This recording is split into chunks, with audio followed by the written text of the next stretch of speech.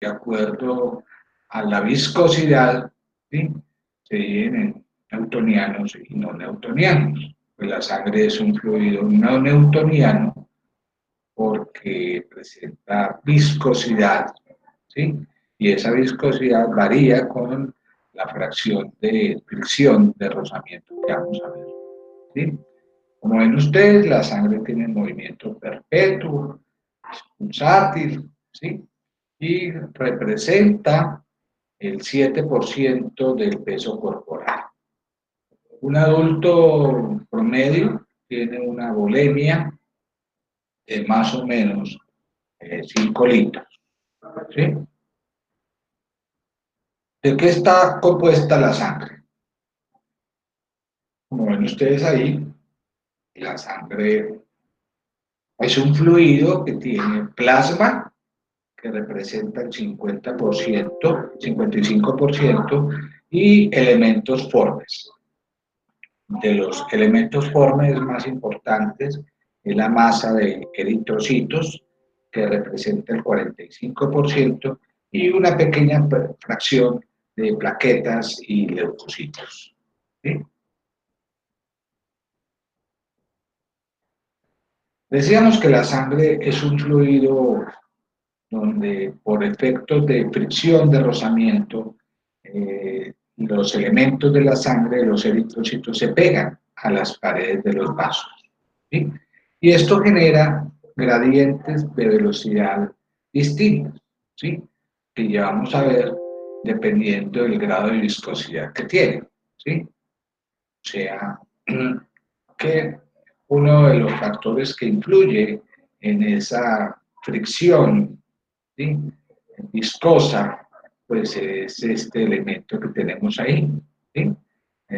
La resistencia que opone la sangre, pues, que opone la sangre a la variación de sus distintas líneas de corriente, es decir, la viscosidad sanguínea es una resistencia al movimiento de que las moléculas vecinas se muevan unas con otras, ¿sí?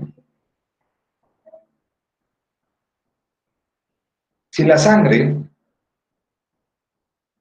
que fluyera por nuestros circuitos vasculares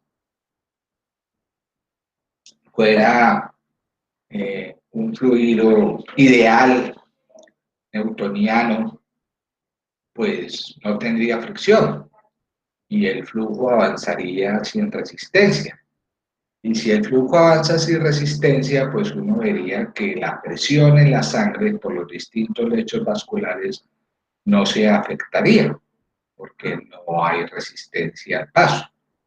Sin embargo, por ser la sangre un fluido viscoso, en la medida que avanza, va perdiendo presión, como ven aquí ustedes, estas líneas de columnas que representan la presión sanguínea al paso por estos vasos. ¿Y debido a qué? Pues que la fricción, la viscosidad ofrece resistencia. Por eso es que cuando uno mira el fluido, la presión que hay aquí y lo compara con la presión de acá, pues las presiones son distintas, ¿sí? Las presiones van cayendo en la medida que el fluido va pasando por distintas partes. Y esto obedece en gran parte a qué? Pues una de las explicaciones es la ley de Poiseuille. Nos dice que el flujo, el fluido de la sangre, ¿sí?, es directamente proporcional, sobre todo a estos dos, a gradiente de presión y el radio, ¿sí?, elevado a la cuarta potencia, e inversamente proporcional a la viscosidad y a la longitud del conducto. De manera que entre más viscosa sea la sangre, menos flujo de sangre o menos velocidad de flujo de sangre habrá, ¿sí? Y esa misma viscosidad, que es la que estoy nombrando aquí como N, ¿sí?, que es inversamente proporcional al flujo. ¿De qué va a depender? Pues depende de estos factores, ¿sí? el hematocrito, las fuerzas de rozamiento, el shear stress, la velocidad de flujo, el diámetro y la temperatura corporal. ¿Sí? Esos 5 más importantes. ¿El hematocrito influye? Pues claro. ¿Qué es el hematocrito? Pues el hematocrito es el paquete de eritrocitos. Nosotros decíamos que normalmente el hematocrito está acerca de un 40%. Cuando este hematocrito en las mujeres es mayor de 50%, le llamamos eritrocitosis o policitemia, depende de la etiología. Y cuando es mayor del 55% en hombres, pues decimos que es eso. O sea que lo normal es en 50 mujeres, 55 en hombres. ¿Sí? Y entonces los valores de referencia, pues en promedio le ponemos 30-50. ¿Sí? Ok. Entonces, ¿qué pasa con la viscosidad? Esto es la viscosidad. ¿Sí? Entonces, esta es la viscosidad normal cuando tenemos un hematocrito promedio de 40. ¿Sí? 40, 45. Esta es la viscosidad sanguínea. ¿Ok?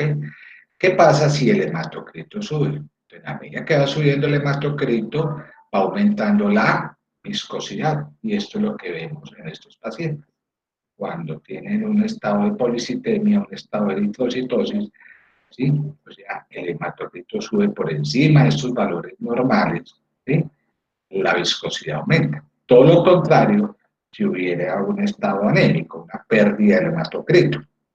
En la medida que reduce el hematocrito, la viscosidad sanguínea se reduce.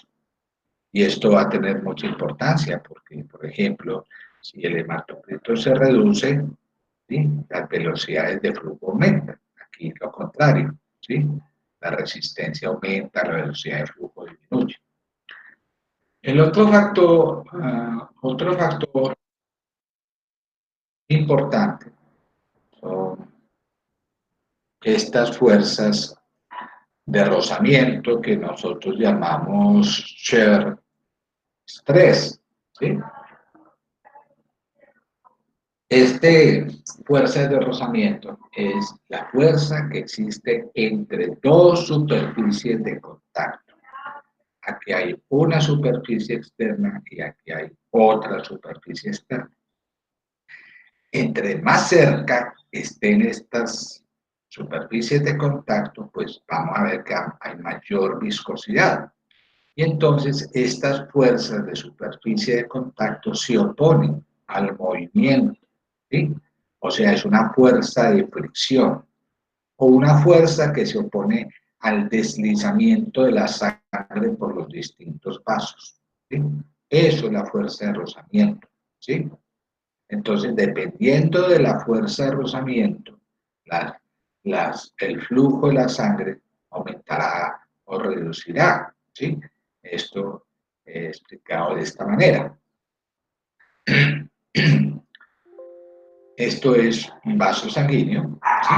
Esto es el perfil de velocidad de los distintos eritrocitos que quieren pasar por la sangre. Y miren que los eritrocitos que están pegados a la pared viajan a una velocidad mucho más baja que los eritrocitos que están en el centro de la pared. Por eso este perfil de velocidad en un flujo laminar adopta esta forma parabólica, ¿sí?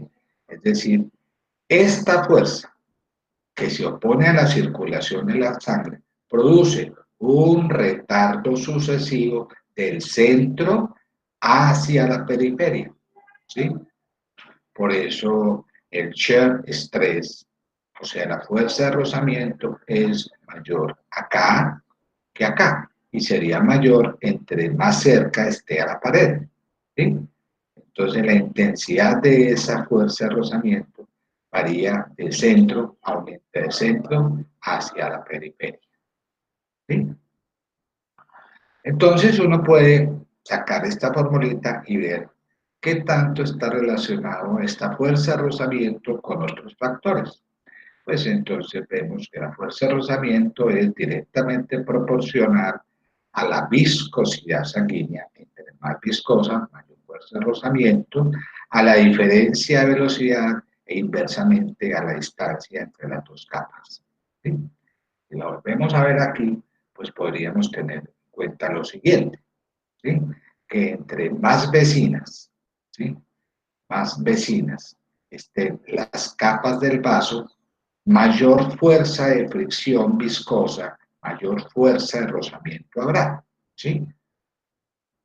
Y cuanto mayor es la viscosidad de este fluido, ¿sí? Más se suaviza el movimiento.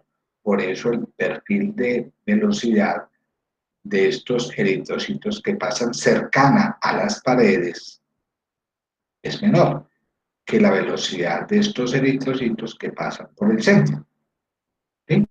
Es decir, si miramos acá, este es el vasito, esto nos representa la fuerza de fricción, ¿sí? El estrés tangencial, ¿sí? Y nos dice que a menor distancia entre estas dos capas, pues va a haber mayor fricción y menor perfil de velocidad, o lo inverso, ¿sí? ¿Ok?